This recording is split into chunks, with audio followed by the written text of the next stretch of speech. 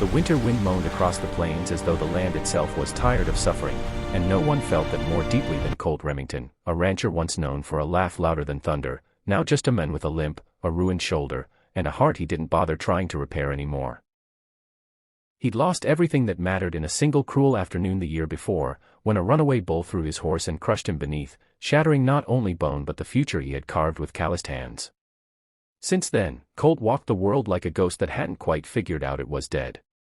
He spent each morning riding the fence line because routine was the only thing keeping him from falling apart entirely, and this morning he noticed the creek was louder, angrier, even. As though snowmelt had turned it into something wild. He didn't want to be near that sound. Moving water reminded him too much of the things he could never change. And yet, destiny doesn't care what a broken man wants. It only cares what he's meant to do. As Colt rode past the bend in the creek, his horse jolted sideways with a violent snort, nearly throwing him. He cursed until he saw the expression in the animal's eyes, wide, terrified, fixed on the water. That's when he heard it. Not the roar of the current, not the groan of shifting ice, but something else, something too small, too fragile, and far too wrong for a place like this. It was a cry. High-pitched. Panicked. Repeated. Colt froze, every instinct in him sharpening like the edge of a honed blade. He dismounted with a grunt of pain and limped toward the icy bank, pushing aside brambles until he saw them. 3 tiny bundles sliding on a sheet of breaking ice, wrapped in nothing but thin blankets, drifting toward the deepest part of the creek. Babies. Actual babies. 3 of them. Colt's breath hitched, and his world narrowed to a single horrifying truth: someone had left these children to die. His first reaction was disbelief, then rage, hot, instant, volcanic. But fury wouldn't save them. The ice cracked again, one of the bundles tilting dangerously, and Colt didn't think after that. He didn't feel his injuries, didn't feel the cold, he only felt purpose slamming back into his body like lightning. He plunged into the water. The cold was a living thing, teeth sinking into him, dragging him under, choking the air from his lungs. He fought to surface, scanning wildly until he saw the nearest baby sliding off the ice. With a roar that tore from somewhere buried deep in his grief, he lunged, grabbing the bundle just as it slipped into the dark water. He held the baby high, coughing, kicking, searching for the other 2. The ice was breaking into jagged shards, spinning and collapsing like a trap designed by the devil himself. He pushed forward, swallowing freezing water, vision blurring, but he reached the second child, scooped them into his left arm, then fought like hell to reach the third bundle caught between 2 blocks of ice drifting apart. His shoulder screamed. This was the same shoulder that ended his rodeo career. But pain meant nothing now. With a yell that ripped through the storm, Colt drove his arm down, grabbed the last baby, and held all 3 against his chest as the creek tried to drag him under. He kicked toward shore. The current fought him. His muscles burned, his lungs threatened to collapse, but inch by inch he crawled up the embankment, dragging himself and the newborns onto the brittle grass. Colt collapsed, coughing, shaking uncontrollably, and when he finally lifted his head, he realized the babies weren't crying anymore. They were just silent. Too silent. Something inside Colt shattered, because he didn't save them just to lose them on land. That was when he made a promise, half whispered to the storm and half choked through frozen lips: not today. Not while I'm breathing. With trembling hands, he pressed each tiny chest, urging life back into them, refusing to lose a single one.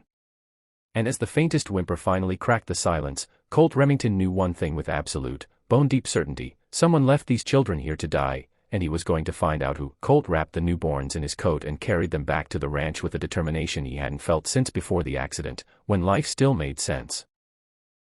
Every step was agony, but the tiny breaths against his chest fueled him like nothing else could.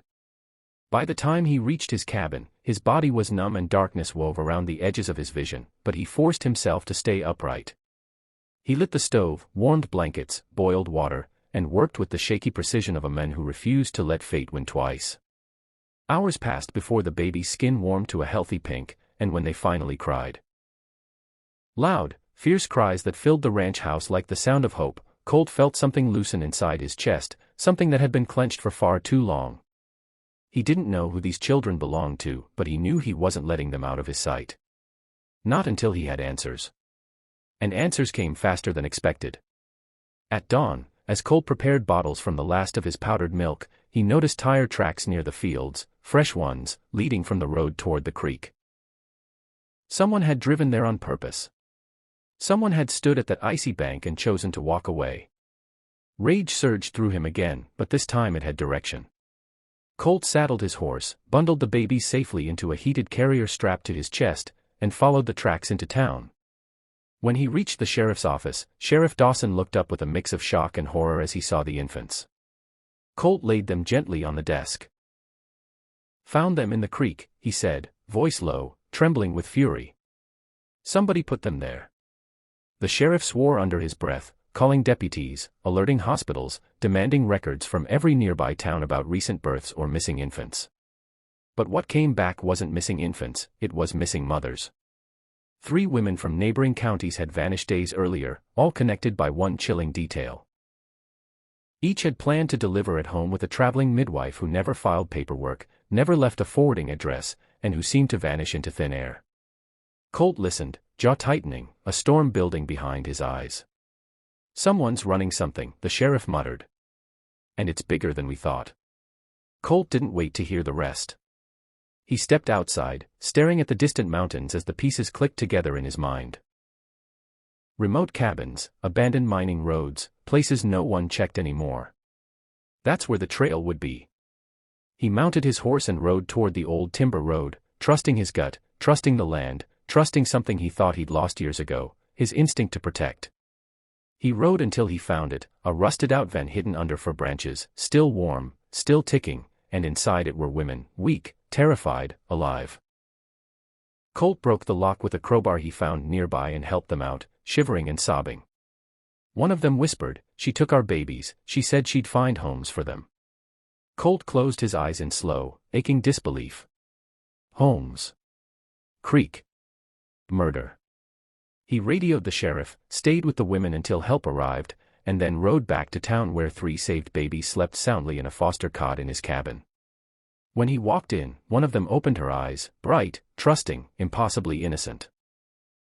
Colt felt something he hadn't felt since the accident, a reason to keep living. The sheriff later said the babies would be placed with families soon, but as the paperwork began, one of the infants reached for Colt with a tiny hand, gripping his finger with surprising strength. Something inside him gave way. He didn't fight it.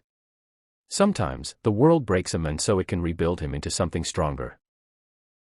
Colt Remington, the cowboy who thought he had nothing left to give, found himself whispering, "I'm not losing you again." And the town, knowing what he'd done, made room for a new kind of legend, the cowboy who walked into a freezing creek and came out with 3 reasons to keep breathing. If people wanted a hero, he wasn't it. But he was something better, a broken man who chose, in the darkest moment, to save someone else. And sometimes, that's where real heroes come from.